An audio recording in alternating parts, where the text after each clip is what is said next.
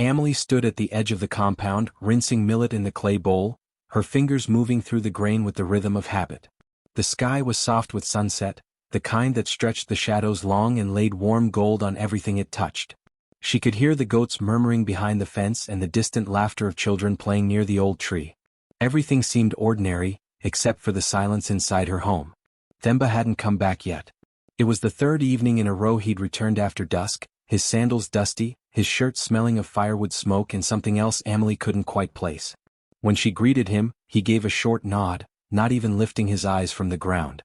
He used to say, "I see the moon in your face when I come home." Now he barely seemed to see her at all. She poured the millet into the cooking pot and added water, letting the fire catch beneath it. She didn't ask where he had been. She hadn't asked the night before or the night before that. There were silences a wife could break, and silences she was expected to endure. This felt like the second kind. By the time he returned that evening, the food was ready. Emily placed a bowl on the mat beside him and one for herself. Themba sat, knees drawn close, eyes distant.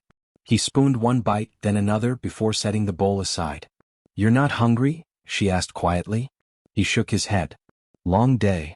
She nodded, but something inside her flickered. He hadn't said our field was dry. He hadn't complained about the stubborn weeds or the broken fence post. He hadn't spoken about their land in weeks. The next morning, Emily went to the market early. She needed oil and soap, and if she arrived before the heat thickened, she could avoid the crowd. As she passed the stall where old Maculolindi sold cassava, she noticed two women whispering. They paused when she approached, one of them giving a tight-lipped smile.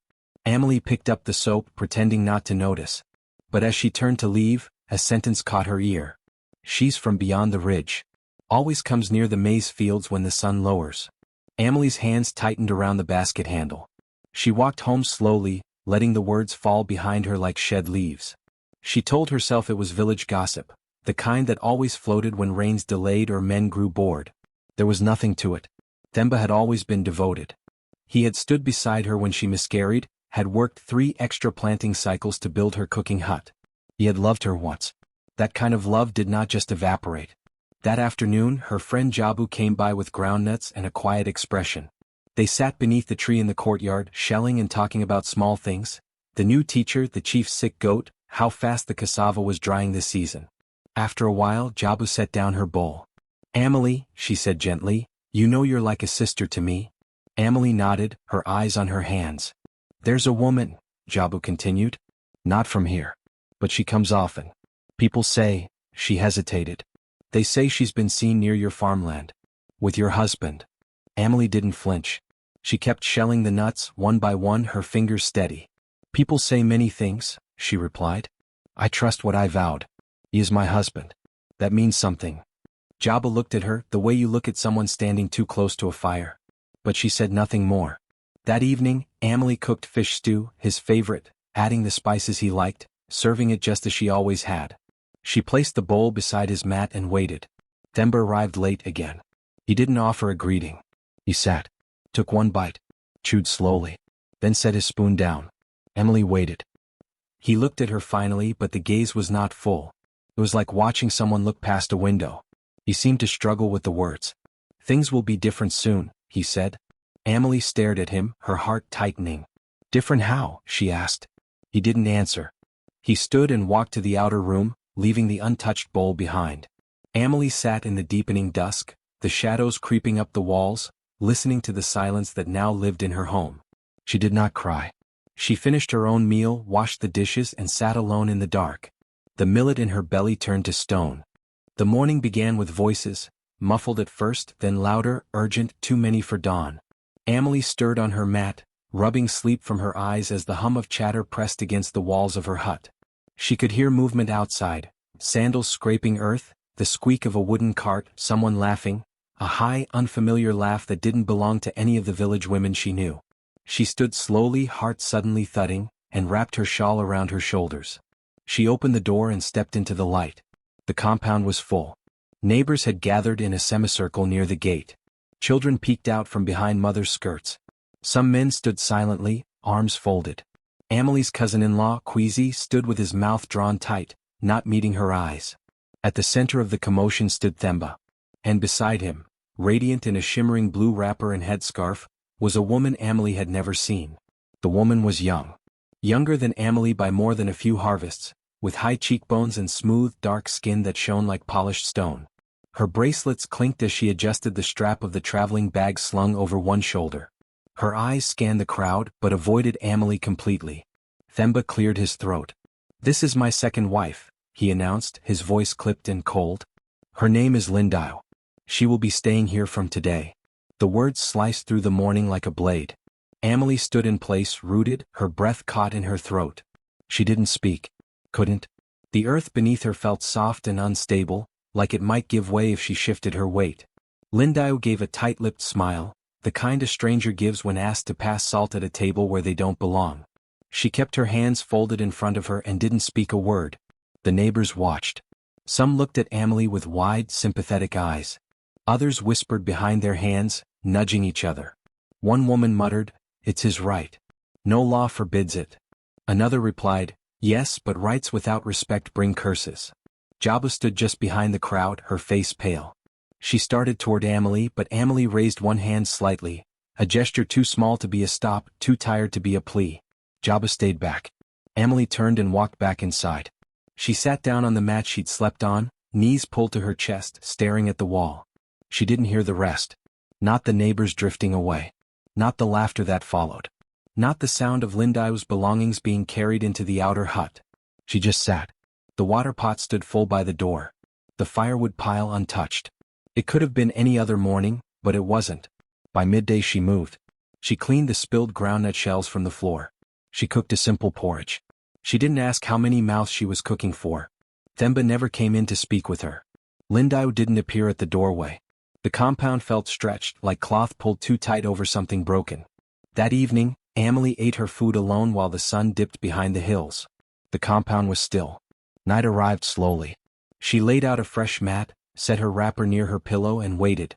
From the other room she heard low voices. Themba's voice, low, gruff, quiet, and then Lindiwe's, soft, uncertain, then laughing. A door closed. Amelie turned her face to the wall. She didn't cry. Not yet. Instead, she whispered a single sentence into the dark, barely louder than breath. "May the moon see me still standing." And it did. Amelie rose before dawn as always, the sky still a heavy shade of blue, the birds not yet calling. Her hands moved by habit, fetching water, tying her wrapper, preparing to stoke the morning fire. But when she reached the kitchen hut, she froze. Her cooking pots were gone.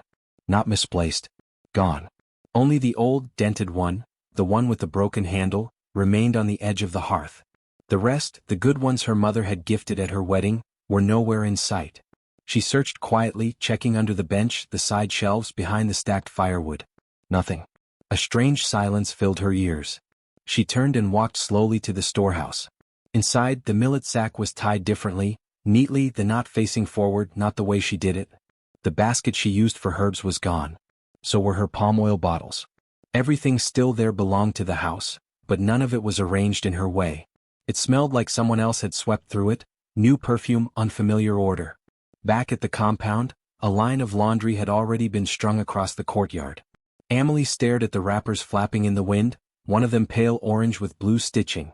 A wrapper she hadn't worn in months, folded carefully at the bottom of her trunk. She moved toward it. Just then Lindiwe emerged from the bathing area, hair wrapped in a towel, her face fresh and pleased. She smiled when she saw Amelie as if they were merely housemates sharing morning chores. "Morning," she said casually. Amelie didn't answer. She walked past her, reached the laundry line and stared at the wrapper again. It was hers, no mistake. She had stitched the hem herself when it began to fray. Her initials were faint but visible. Lindiwe followed her gaze. "Oh, I found it in one of the trunks," she said lightly. "I assumed it wasn't being used. It's beautiful. Suits me, no?" Amelie turned to her slowly.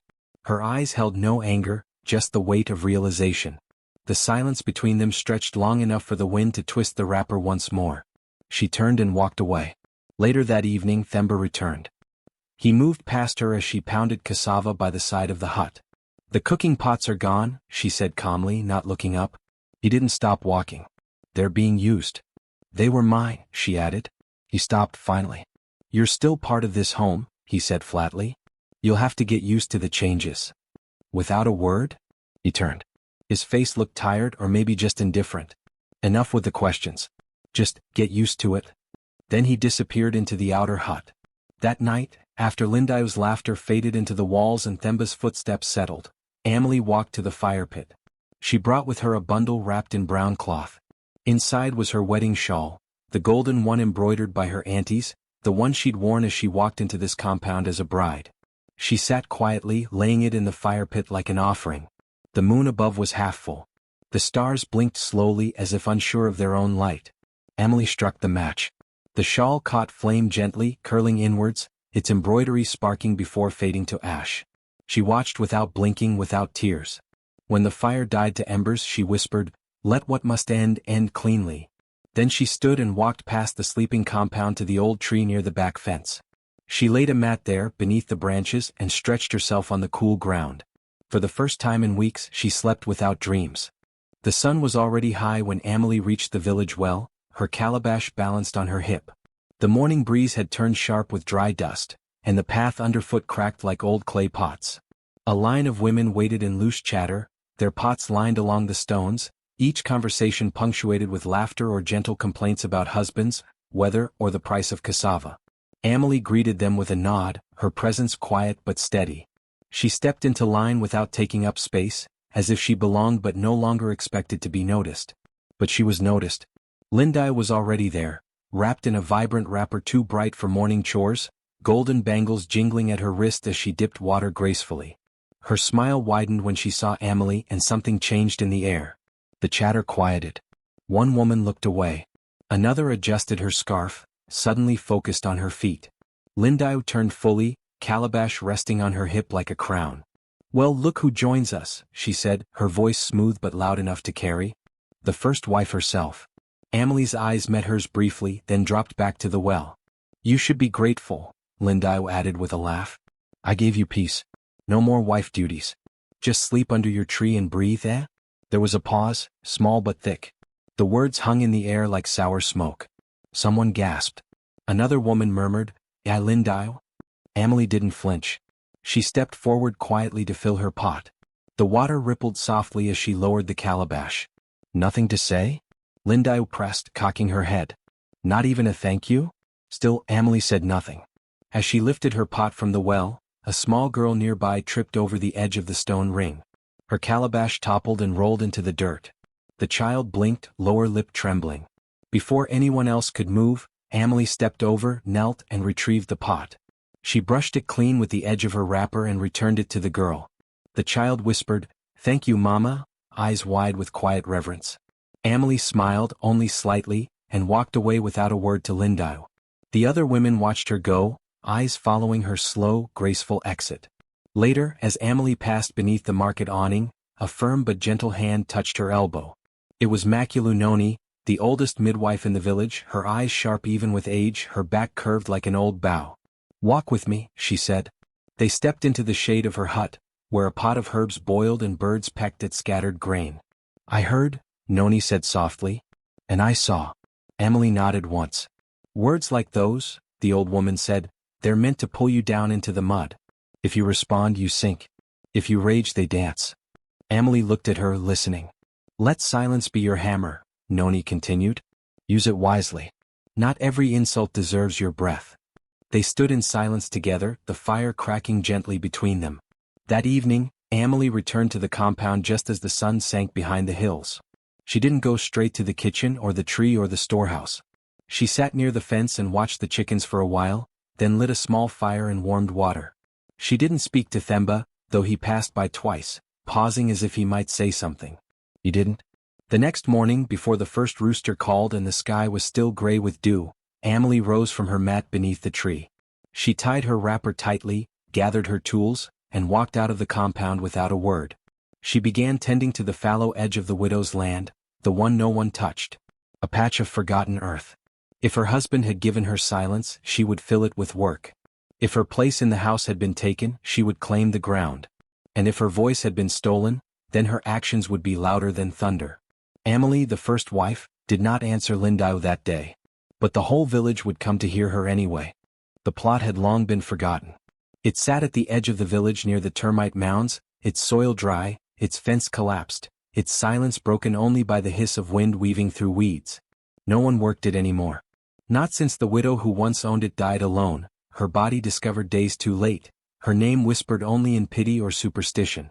People said the land had soured with grief, that nothing could grow where sorrow had died so loud. But Amelie walked there in the early light, alone and barefoot, with a hoe balanced on one shoulder and a sack of seeds in her hand. She stood in the middle of the field and breathed deep. The air here smelled different. Abandoned. But not angry. She dropped to her knees and began pulling weeds. Her hands moved without complaint, her nails filling with earth. She didn't stop when the sun grew sharp or when thorns pricked her skin. She worked until sweat rolled down her spine and the pile of pulled vines grew tall enough to block the wind. On the second day she brought string to mend the broken fence. The wood was brittle, the rope frayed, but she knotted it firm. She hammered new stakes into the corners, her hands blistering from the effort. No one came to help. She didn't ask. She brought cassava cuttings, tiny okra seeds, and a handful of groundnut pods wrapped in old cloth. She spaced them by memory, knelt, and pushed them gently into the ground. With each seed she whispered nothing, not prayers, not names, just silence, as if the earth itself would recognize her intention. Children passed on their way to fetch firewood or follow goats. At first they giggled behind trees, watching her with wide eyes. "She's talking to herself," one boy whispered. "No," said another, "she's talking to the ground." By the fifth morning, a girl named Polisa crept close and stood by the edge of the garden. Amelie didn't speak. She handed the girl a tiny watering gourd and nodded once. The girl followed. The next day 2 boys came too. They helped gather stones to border the rows. By the end of the week, 5 children arrived early, waiting for her like students. They called the patch Mama's Peace Garden. And in that name, Amelie heard something bloom inside her that no one could trample. The first green sprout broke through the cursed soil on the 12th morning. A single cassava leaf curled toward the sky. Then came more, slow, cautious, defiant. Small bursts of life rising from a place the whole village had given up on. Word spread like fire over dry grass. People came to look, some in disbelief, others in awe. One elder touched the leaf and murmured, "She is not growing plants. She is resurrecting." Even women who once turned their faces away began to stop by. One brought a basket of compost. Another offered fresh twine for tying saplings. The children built a swing from an old tire and tied it to the only standing tree beside the fence. Amelie said little. She simply worked, day after day, sun or rain, bruised or strong. Her wrapper grew faded, her arms darker. Her hands grew calloused, but her face carried a new stillness, one not of defeat but of rootedness. One afternoon Lindio passed by on her way to the tailor's, gold earrings swinging, lips painted crimson. She paused at the sight of the children laughing in the soil, their hands muddy, their eyes full of joy. Amelie stood in the center, tying stalks with careful precision. Lindio scoffed loud enough for all to hear. "Digging dirt won't bring you back." Amelie didn't respond. She watered a row of seedlings instead. Lindio smirked, flipped her scarf and walked away. Later that evening, Themba came home from the market and found 2 women speaking quietly near the cooking hut. When he asked what the conversation was about, one said, "Amelie's garden. It's growing. Stronger than even Maculunoni's." Themba exhaled sharply. If this makes her feel useful, let her be. But even as he said it, something in his chest flickered. Not guilt, he had trained himself not to feel that. But something colder. Something that came when you realized people no longer saw you as the center of a story. Amelie's name was now spoken with respect again. Not in sympathy. Not in mockery. In awe. That night, while the house filled with the usual clatter of Lindio's laughter and the scent of roast chicken, Amelie sat by the tree near her mat and sharpened her hoe quietly. She looked out toward the garden. And in her silence, the stars blinked gently, as if watching, learning. The widow's land had once held only death. Now it held something stronger. Peace that grew without permission. Roots that needed no witness. A harvest of dignity sown by a woman who refused to wither. The rain stopped with no warning. The clouds came and went like thieves, gray and promising, only to vanish again into sun-scorched skies. Within days the river shrank. Within a week the village's laughter faded. Cracks split the earth like lightning scars, creeping into fields and homes alike. Women returned from the well with half-full pots, their faces drawn and silent. Chickens refused to lay. Goats wandered restlessly, their tongues hanging dry. The maize curled at the edges, yellowing before its time. The cassava shriveled underground. Hope, like moisture, had disappeared into the wind. By the end of the second week, the land gave up. Except for one place. The widow's plot, the patch everyone once feared and forgot, stood green and defiant. Its beans clung to their stalks. The cassava leaves spread wide. The okra blossoms opened like quiet mouths to the sky. And Amelie, wrapped in her faded shawl, knelt between rows, pulling weeds with the same patience she'd shown from the first day. Word spread like fire on dry grass. Soon, whispers became questions. And questions demanded answers. An emergency meeting was called under the great baobab. The chief arrived with his advisors, fanning themselves in the rising heat. Elders gathered, their eyes sunken but alert. Farmers sat cross-legged, some angry, some confused, all desperate. Amelie stood before them, her hands stained with soil, her hair tied back with twine. She looked like a woman of the earth, not commanding but unmoved by status. The chief cleared his throat. "We have seen your garden, Amelie. It flourishes while the rest of us suffer. What have you done differently? Is it something you found or something you hid?" Some heads turned sharply. Suspicion was heavy in the heat. Amelie looked up slowly, meeting each gaze with calm. "I gave to the ground what I was denied," she said. "Not secret potions. Not magic. Just patience. Every morning I spoke to the soil. I mulched with fallen leaves. I watered with the first light. And I did not expect it to grow for me, I waited for it to choose to live." A few elders nodded, murmuring. Others frowned. The chief leaned forward. "Then teach us. Teach the village." Amelie nodded once. "I will." She returned to her garden that evening with children trailing behind her. She showed them how to dig shallow channels to trap early dew, how to build shade with broad leaves and bark. She crushed dried marula leaves into powder and mixed them into the soil. She showed how to listen, not just to the plants but to the insects, the winds, the silence. The next day Lindyou collapsed. It happened near the cooking hut. One moment she was speaking to a neighbor. The next she dropped the clay bowl in her hands and crumpled to the ground. Her skin was warm like coal. Her lips cracked like dry earth. Themba carried her inside, his voice panicked and useless. Someone ran to fetch Amelie. She came without hesitation, carrying a small calabash wrapped in cloth. Inside was a tonic she had prepared for herself. A blend of hibiscus leaf, baobab pulp, and bitter herbs boiled down into thick strength. She lifted Lindyou's head and pressed the rim of the calabash to her lips. Lindyou stirred weakly, her eyes flickering. "Why?" she rasped. "Why would you help me?" Amelie dipped the cloth into the remaining tonic and wiped Lindyou's brow. Her hands moved steadily, with the ease of someone who'd once loved a man that no longer loved her, who'd once believed in a home that no longer belonged to her. She did not answer right away. She sat beside the bed and let the silence speak first. Then she said softly, "We do not poison what we once prayed for." Lindyou blinked slowly. A tear rolled down her temple, though her face held no expression. That night the drought continued. But in the widow's garden, the soil still held its coolness. The leaves whispered among themselves. And under the old tree, Amelie sat cross-legged, mixing another batch of tonic for whoever needed it next. She did not ask for thanks. She simply gave. Because when everything else withers, grace still grows. Lindyou sat on the edge of the tree's shadow, her knees drawn up, eyes fixed on the soil she had once mocked. The garden buzzed quietly around her, crickets chirping in the heat, a lazy bee drifting over a blooming okra flower, children laughing in the distance. But she was still. Still like someone waiting for a storm that might never come, or hoping one already had. Amelie worked in silence a few paces away, her hands deep in the ground, pulling weeds with rhythmic grace. The sun lit her cheekbones and caught in her graying hair. The roots she tended were no longer just plants. They had become her language. Her quiet answer to everything that had tried to silence her. Lindyou watched her for a long time before speaking. "I thought you hated me." Amelie didn't look up. She brushed dirt from a beetroot and moved to the next row. Lindyou lowered her voice. "He told me you'd agreed. That you welcomed a second wife. That you were tired. That I was helping." At that, Amelie finally looked over, but her face held no sharpness. Only tired curiosity. Lindyou continued, her words trembling now. "I came here because I had nowhere else. I left my village after a man there left me in disgrace. I thought, if someone wanted me again, if I was chosen even if not first, then maybe I mattered." She swallowed hard. "I thought he chose me with love. Not with lies."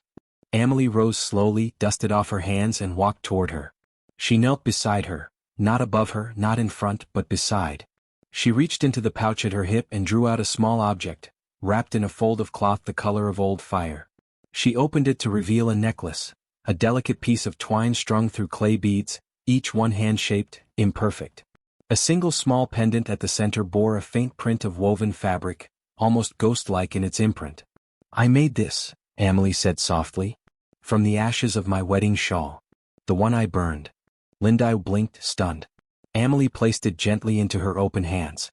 "You carry what he gave you," she said. "Now carry what you made from it." Lindau's eyes filled. She opened her mouth to speak, but no words came. Instead, she bowed her head and wept, quietly, the way only a woman can weep when pride has been stripped bare and forgiveness offered too soon to be deserved. That afternoon Lindau returned to the garden. Without a word, she took up the second hoe leaning near the gate and began to work beside Amelie. She dug shallow rows, careful not to bruise roots. Her posture was awkward, but her hands were steady. When a boy dropped a basket of seedlings, she helped him gather them with a whispered, "Sorry." The boy just stared at her like she changed her name. The village women noticed. Word spread fast. Lindau? The second wife. She was planting. With Amelie. They spoke. No shouting. No scratches. Just digging. At the well, voices shifted from gossip to disbelief. Some whispered about witchcraft, others about madness. But no one could explain what they'd seen with their own eyes. One evening, as the sky turned violet and cooking fires began to light across the village, an elder woman named Thandi approached the garden with a bowl of old compost. "I brought this," she said awkwardly, holding it out to Lindau. Lindau blinked, surprised. "For the greens?" Thandi added. Lindau accepted it with both hands. "Thank you, Mama." Thandi nodded once, then turned and walked away without another word. But the next day another woman came, offering empty calabashes for seedlings. And then another, bringing stakes to support the bean plants. Within days what had once been Amelie's peace garden became the women's garden. And though Amelie still woke first, tied her wrapper tight, and worked with the same devotion, she no longer worked alone.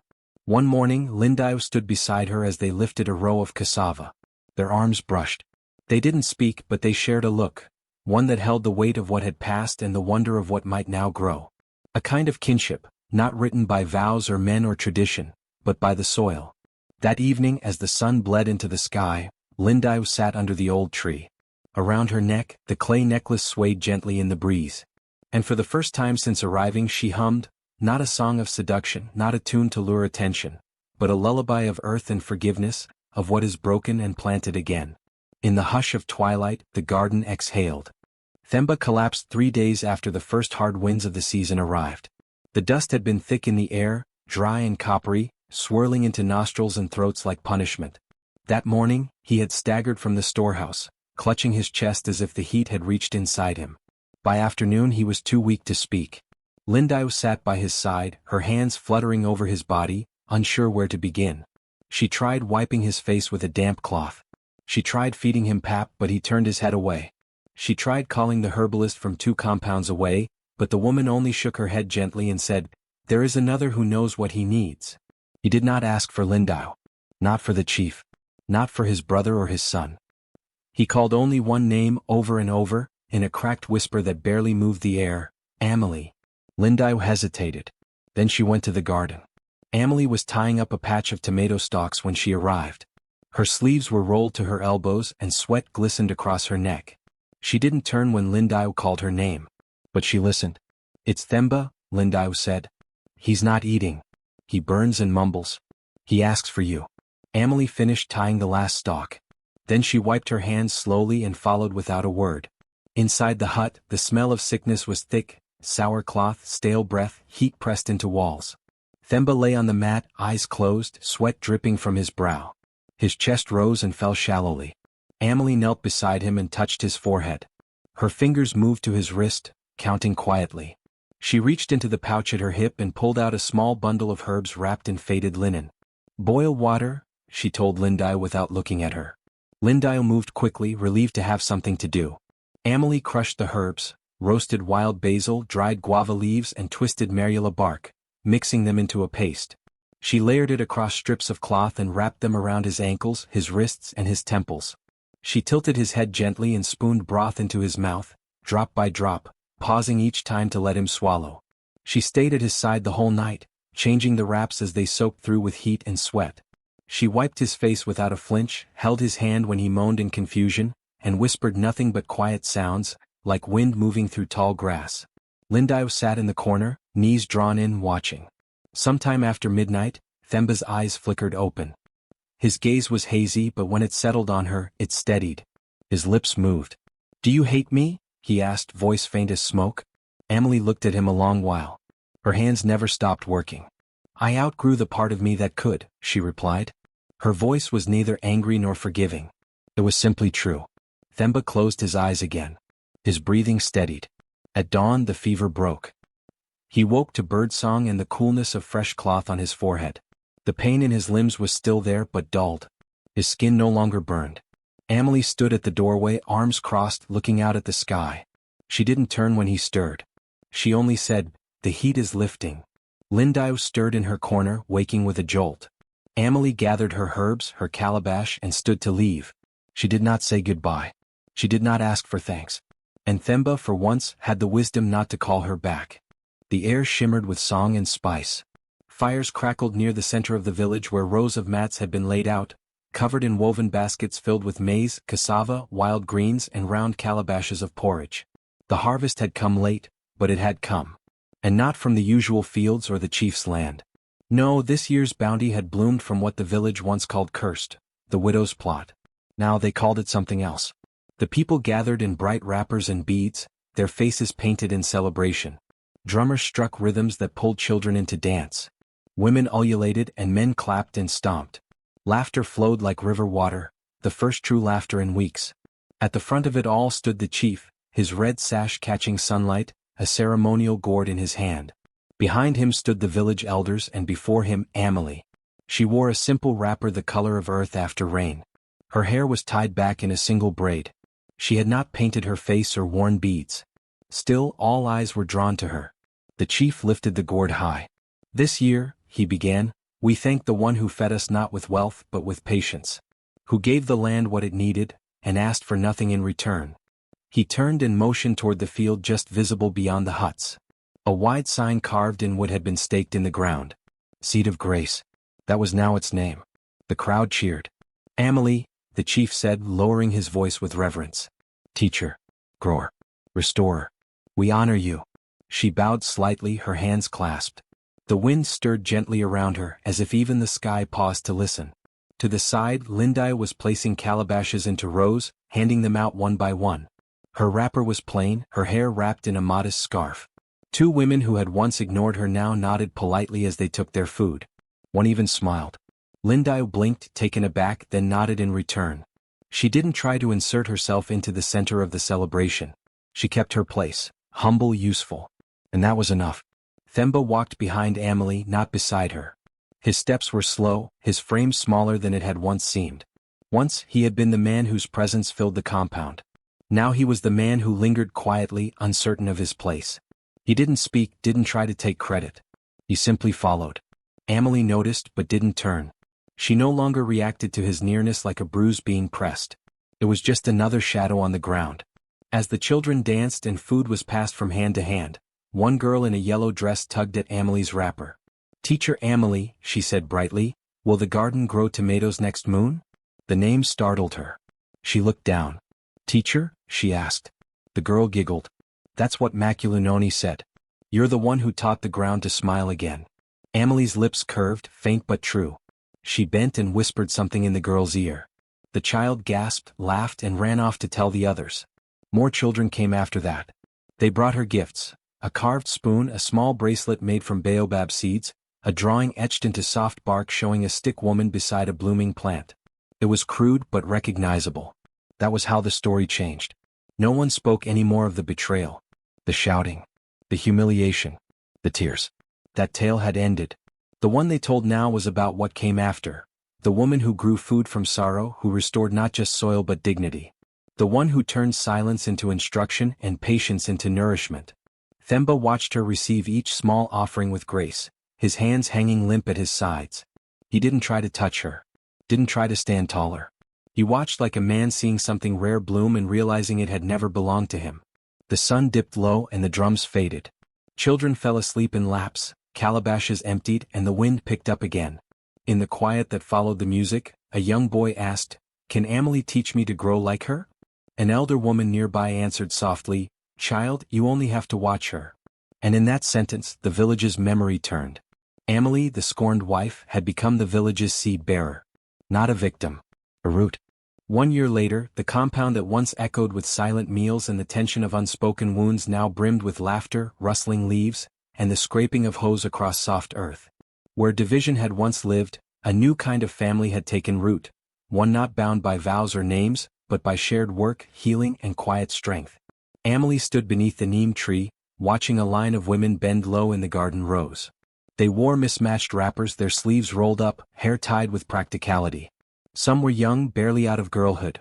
Others bore the slow grace of age. All moved in sync, digging, planting, watering. No chatter, no boasting.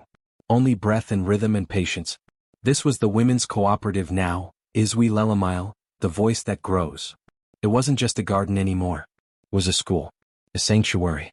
A movement. They grew herbs that calmed fevers, leaves that soothed childbirth, roots that eased grief. They harvested quietly, in tune with the soil's moods, and taught others not just how to plant, but how to endure. How to speak with hands, not anger. How to hold dignity in one's spine even when one's heart had been stepped on. At the center of it all was Amelie. She no longer wore bright beads or her old wedding shawl. Her clothing was simple, her feet often bare, her voice low. But when she spoke, when she chose to speak, people listened as if her words were fire carried in water. Themba, meanwhile, lived in the outer hut on the far side of the compound. Once, he had walked through the village with the gait of a man who expected heads to turn. Now his steps were careful, measured. He tended chickens and mended broken baskets. He no longer attended village meetings or joined the men's evening games. Sometimes he greeted Amelie with a nod when she passed. She nodded back, nothing more. There was no bitterness between them anymore. Only distance. A kind of quiet arrangement between two people who had burned through the last of their stories. Linda, too, had changed. Gone were her gold bangles and bright head wraps. She now dressed in loose cloth and kept her hair short beneath a scarf. She worked as a midwife in training under Amelie's gentle guidance, learning to listen with more than ears. She often introduced herself to patients with a quiet smile and the same sentence, "I'm Amelie's student." And when mothers cried through labor or whispered fears of abandonment, Lindive's touch was steady, her eyes filled with a knowledge born of both mistake and mercy. The children of the village, unbothered by past dramas, ran wild through the garden paths. They painted murals around the well with charcoal and crushed petals. Images of hands holding seeds, of kneeling women coaxing flowers from dust, of wide trees rooted deep. One mural showed a lone woman bowing over cracked ground, planting something invisible. And from that invisible thing bright colors rose like smoke. Asha, a curious girl of 7, had painted it after Amelie taught her how to shape compost from fallen leaves. One afternoon, as clouds gathered in the distance and the scent of rain whispered through the air, Asha sat with Amelie beneath the neem tree. The other children played nearby, swinging from old ropes or drawing shapes in the sand. But Asha, thoughtful and often full of questions, had waited for a quiet moment. She turned to Amelie with serious eyes. "Why didn't you shout?" she asked. Amelie looked down at her. "When he brought the second wife," Asha continued, "why didn't you scream or throw things? My cousin's mama broke all the pots when her husband married again." Amelie smiled softly, her hands still resting on her lap, soil still beneath her nails. "I did shout," she said gently. Asha's eyes widened. "When? I didn't hear you." Amelie picked up a small stone and traced a line in the dirt. "I shouted in the ground," she said. "In the way I pulled weeds. In how I chose silence instead of anger. I shouted when I burned what tied me to a past that no longer honored me." Asha blinked. Amelie looked at her fully now. "Some battles," she said, "are won by planting what fire cannot burn." Asha tilted her head, confused. "Like seeds?" she asked. Amelie nodded. "Like peace. Like patience. Like knowing who you are when everything around you tries to tell you otherwise." The wind rustled through the neem leaves and for a moment the world held still. Even the distant clouds paused in their journey. "I want to fight like that," Asha said after a while. Amelie reached over and brushed a strand of hair from the girl's forehead. "You already are," she whispered. A bell rang from across the garden, signaling the end of the day's work. Women stood, stretched, and gathered their baskets. Lindai waved from the herb table, a baby strapped to her back as she helped a young mother sort fresh roots into satchels. Children ran toward the well, laughing. Themba, across the fence, scattered feed for the hens, his motions slow but consistent. And Amelie remained beneath the tree watching, not like someone waiting for applause but like a guardian of growth. She had no throne, no title, no husband at her side. But she had planted peace. And it had bloomed in every direction. Not loud, not fast, but unstoppable.